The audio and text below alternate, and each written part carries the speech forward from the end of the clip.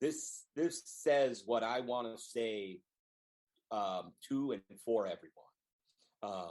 And it's simply former Washington Post president and publisher Philip L. Graham once lamented that news serves as, quote, the first rough draft of history, end quote. Unfortunately, when it comes to more than 150 years of Black Cowboys, a vast majority of those drafts were wrong. And the few that had it right were either ignored, lost, or at best forgotten. The profiles chronicled in the Black Cowboy in Black Cowboys of Rodeo and the thousands of other Black Cowboys those stories represent are my small in a much larger ongoing effort to write a second draft and in the process correct history. This is for those who never had their story told. So as many stories that I was able to share in this book, there are so many others that haven't been told, and hopefully people will be inspired to keep digging. Just keep digging. The stories are there, and you can find them everywhere. You can find ones you've never heard of all over. I mean, my book covers about 100 years. Basically the shortly after the 1900s begins until now. So just a little bit more than 100 years of history, and yet I found most of the people I interviewed on Facebook. Oh, really? Like something that never ever existed when this history was happening. Meredith Deitman, the whole Deitman family is on Facebook. That's where I found them. Oh, I didn't know. Oh, wow. That's something. Well, let's hope for there's something good about Facebook at times. Social media, if you use it for the wrong things, if you go looking for trouble, whether you're on social media or driving down the street, if you go looking for trouble, shit, you're going to find it. That's right. It's there waiting for you. Okay. If you want to use, there's so many resources we have available to us now because of technology that if used properly can be very, very advantageous to us. I found Bud Bramwell on Facebook, and Bud is the cowboy responsible for the all-black rodeo that took place in Harlem on September 4th, 1971. And for many, many years, I would say that, and it may still be the most significant moment in the history of black rodeo, only rivaled by last year when CBS aired a black rodeo, not only on television, but network television for the first time ever. Those are two very, very significant moments. And the one in Harlem, that one in 71. That one in 71. I hope one day I saw it back then, but I hope one day that maybe it is on DVD. I don't know. But I looked over YouTube and I only see like little clips of it. Just little clips. I'll tell you, it's very hard to find. If you go on eBay, there are people who are trying to sell copies of the DVD for $150, $200, $1,000, and I can tell you that Bud Bramwell is alive. He's in his late 80s, and he's got about 50 copies in a box in his garage. Wow! And he had given me one, and I mean it's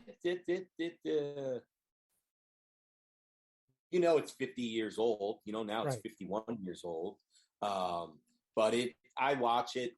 Probably every 5-6 months. I'll put it in and just screen it because, I know so many of the people and I can pick them out, recognize them. And plus, Muhammad Ali is in it. He's in it. Oh yeah, yeah. And I'm not gonna say anything else about it, but yeah, it's amazing. But I could talk to you all day, but we'll have to go now. But how can anyone reach you? They want to reach you, contact Well, you. just you can go to KeithRyanCartwright.com. You can go on any social media and put Keith Ryan Cartwright, and it'll come up. I have a personal page on Facebook.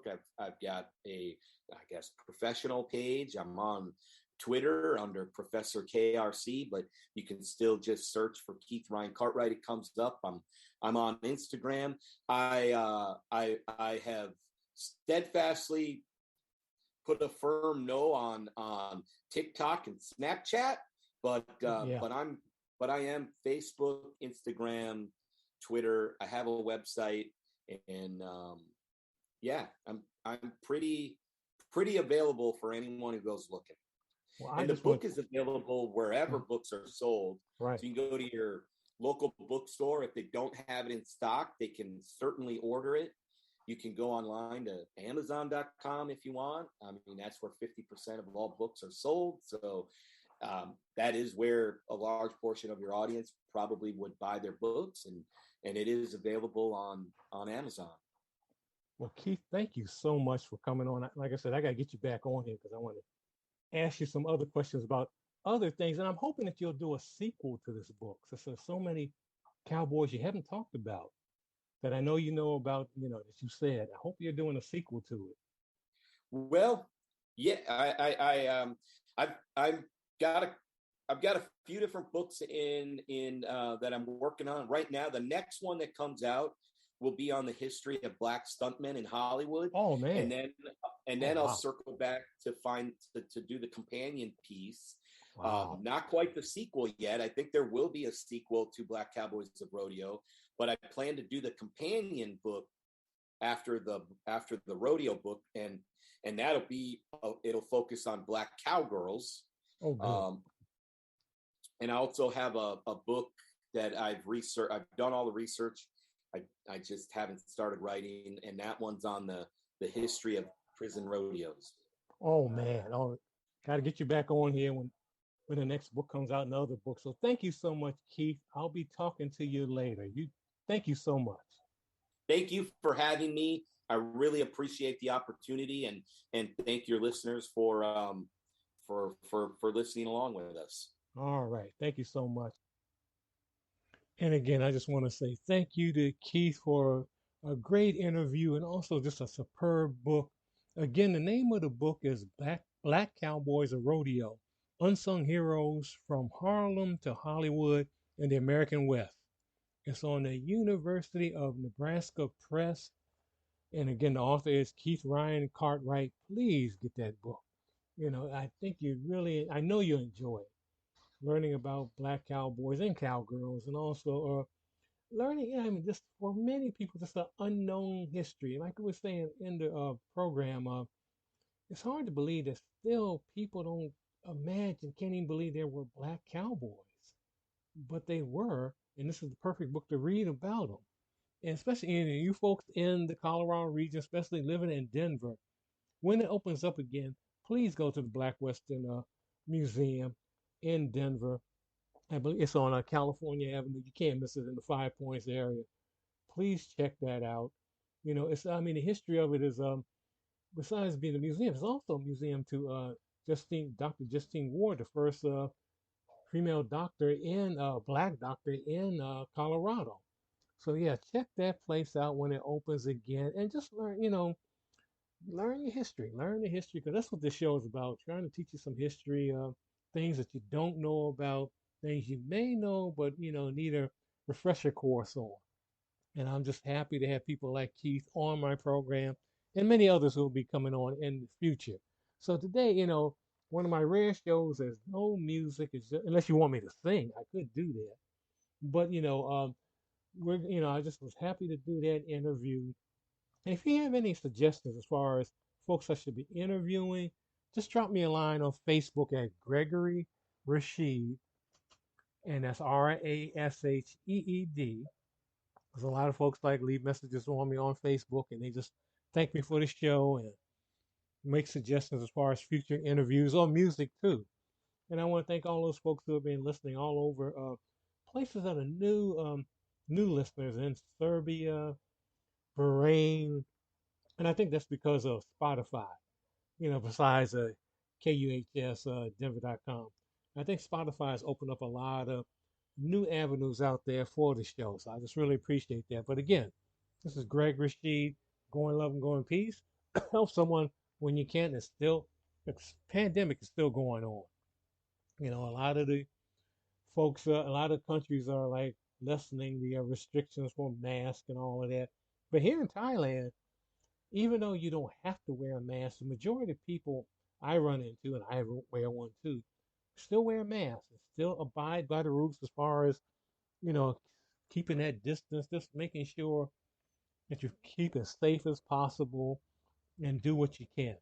But, again, help someone along the way, especially a senior who may need some help in your community.